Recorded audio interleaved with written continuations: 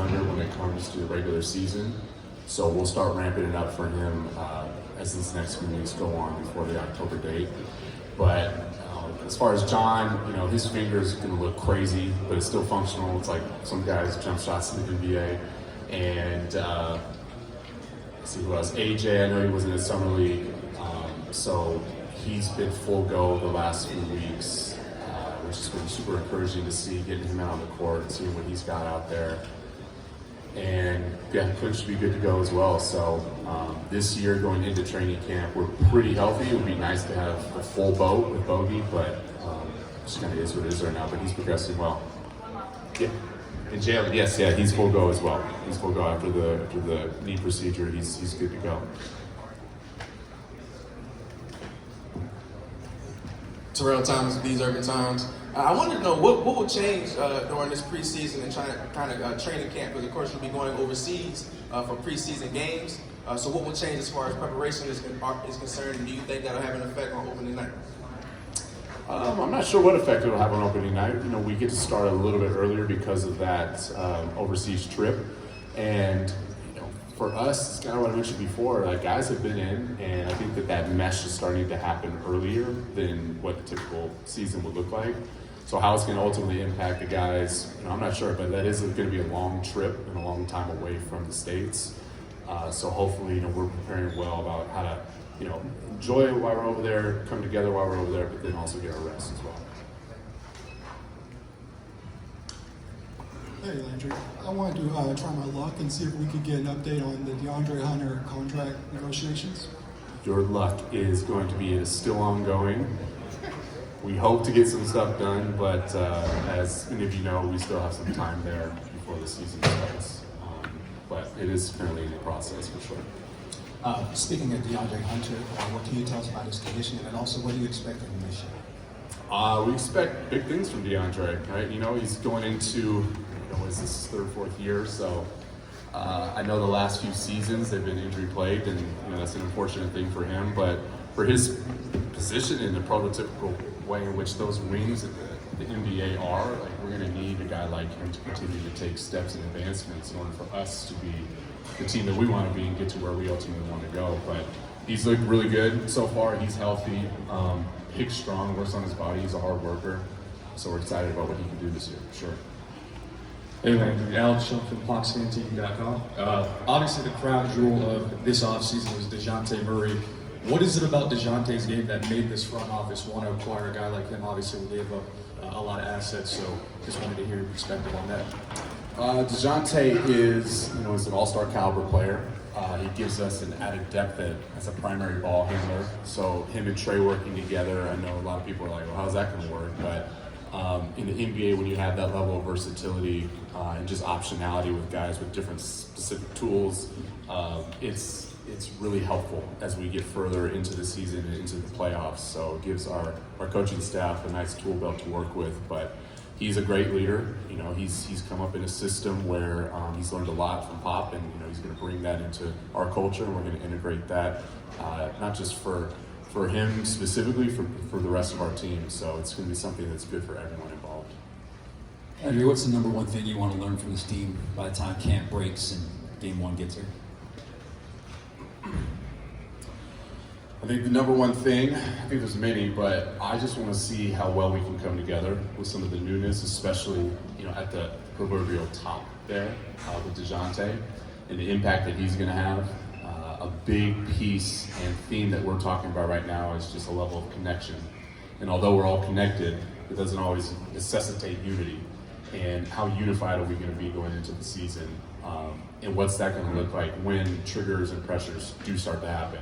It's not a game where you can completely avoid those. It's about how are you going to respond in those critical moments, because it's in those moments that we see amongst the league and in history past with championship teams, you have to do well in those particular times. And that could be anything. It could be frustrations of playing time, it could be injuries, it could be whatever triggers you name, but how are we going to respond and how are we preparing our guys for those specific moments, because they are coming.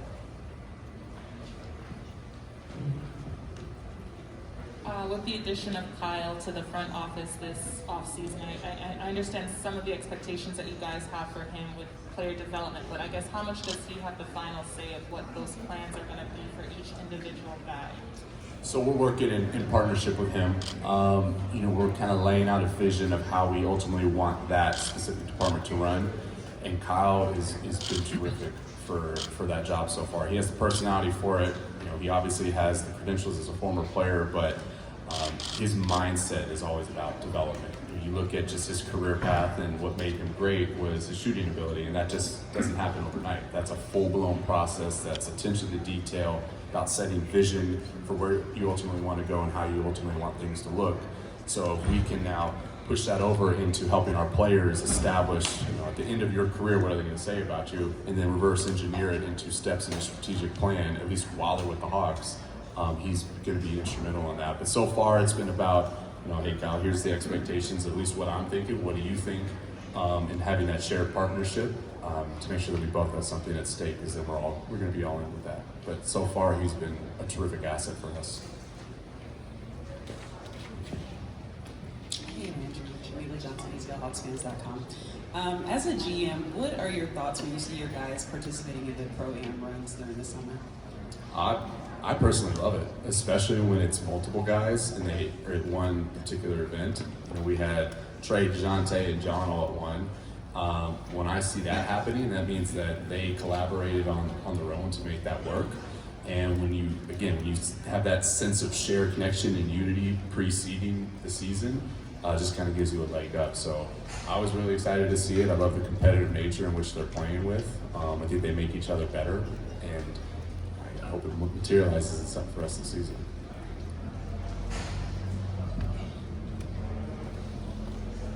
I had a question. Are y'all comfortable with where you're at right now with the salary cap, or are you going to try to wiggle down a little bit? I think it's a little over $1 million over right now. Yeah, you're right. We are a little bit over the tax, but it's going to be sort of a day-to-day thing. It's going to be looking at how is our team progressing, what's the potential market look like, all these other factors that are going to go into how we decide to either stay put or move out of it. But I don't have like a definitive answer right now.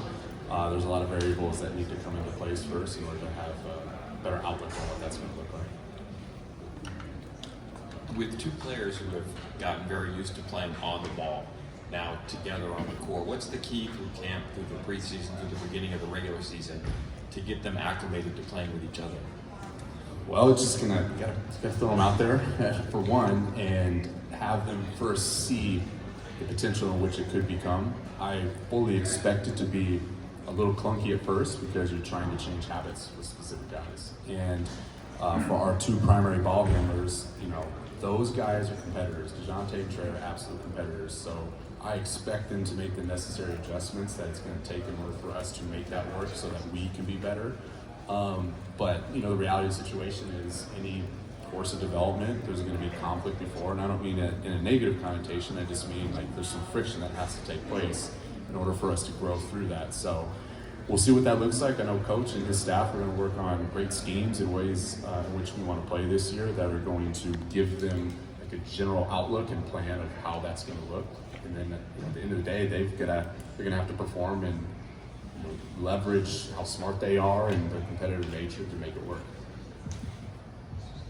Brad Roll from Dime. You have 14 guys on guaranteed contracts. What is your plan for the 15th spot? Are you just fluid as training camp opens, or do you have a plan to fill that spot? Right now, we're going to keep it open. Again, this is just helping with flexibility with our tax situation. When you lead the league in total points and assists, you're doing something right. But where would you like Trey to improve the most? For Trey to improve the most, a lot of it is just his maturation and leadership. Right now, he's been in the league for this is year 5 now. So with where he's going and where we're currently at, that's the next stage of development that we've got to get out of him. The on-court stuff, we're always going to say, hey, here's the elements defensively that are going to help raise us in that league standing and ranking.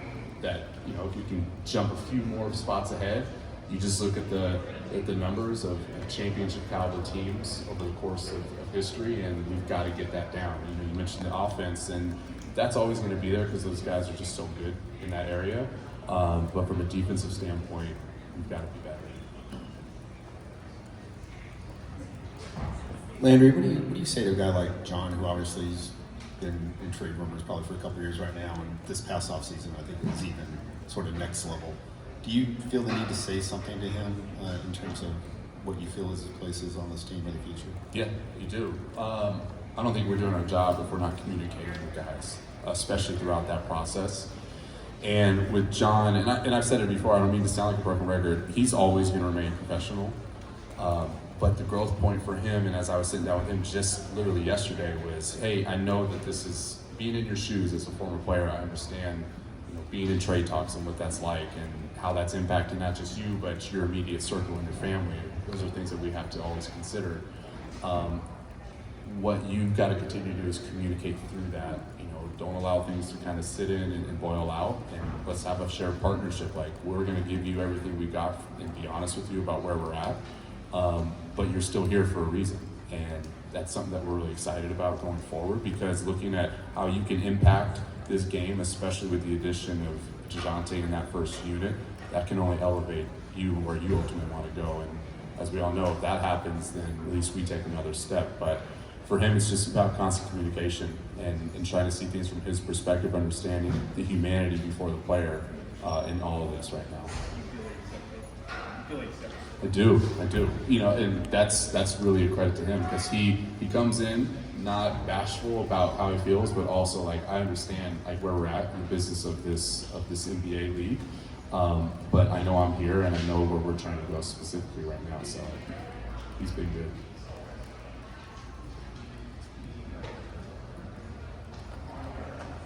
Hey, Caleb Johnson, 92.9 The Game. You spoke a lot since you become GM about wanting to improve defense for this team, and obviously going to get DeJounte was a big part of that. Do you feel like with the other moves that you've made that you've improved the defense of this team, at least to your comfort level? I think that we are definitely taking the steps necessary to ultimately get there. To say we're going to be perfect tomorrow, no, I wouldn't say that. I think that this is a process of development, and it's not just about injecting those defensive-minded players into the rotation. Like Justin Holiday is a perfect example. He's always been known as a 3-and-D guy. He's lengthy, and he's historically done pretty well at his position, especially guarding fours. Other components of it are looking at what we currently have, looking at body mechanics. Are there small ways in which we can improve, a simple turn of hips and hip flexibility just for our current guys that can help open things up a little bit more. With Justin speaking about it's the length, it's the body, but it's also his voice. DeJounte is going to bring the same thing. When you're on the court and he's barking out certain things in a way that's productive and positive, at least it's giving an awareness to our guys. And also, at least we're communicating. Like, when we have more communication on the court consistently, that's when we're at our best. And we've shown to be at our best is when we actually do that. It's when we stop talking that our defense actually takes a bigger dive than what it needs to be. So getting guys that are actually willing to talk out there is going to be crucial for us. Landry, pardon me if this has already been asked, but obviously there was a lot of speculation through the offseason, maybe going to totally blow things up. You obviously made a major move, but the core of the team is still here. Are y'all comfortable that what you saw 2 years ago, that potential is still there, rather than what we saw last season? Oh, yeah, absolutely. You look at that team and there's still carryover. There's still guys that are on our current roster that were instrumental in that run. And we look at last season and go, yeah, it's a tough bid, but of course things were going to change after 2 seasons ago, and we're not taking anybody by surprise. And so last year, you could see teams visibly preparing for us in a way in which we probably hadn't seen before. And I always classify that as something that's good, because at least it gives us a sober look at where we're currently at and where we need to go.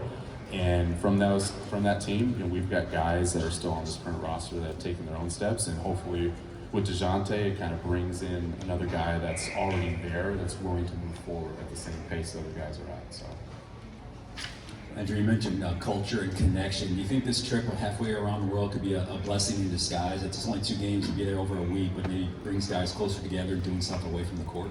Yeah, when you get into any foreign territory, you're going to go to what's familiar, and what's most familiar is each other in this standpoint. So, not that it's forced connection or unity, but it is just something that's going to be a natural byproduct. Now, we need to help facilitate spaces for them to actually cultivate that and allow it to grow a little bit more. But certainly getting out of the States is at least setting us up to do that.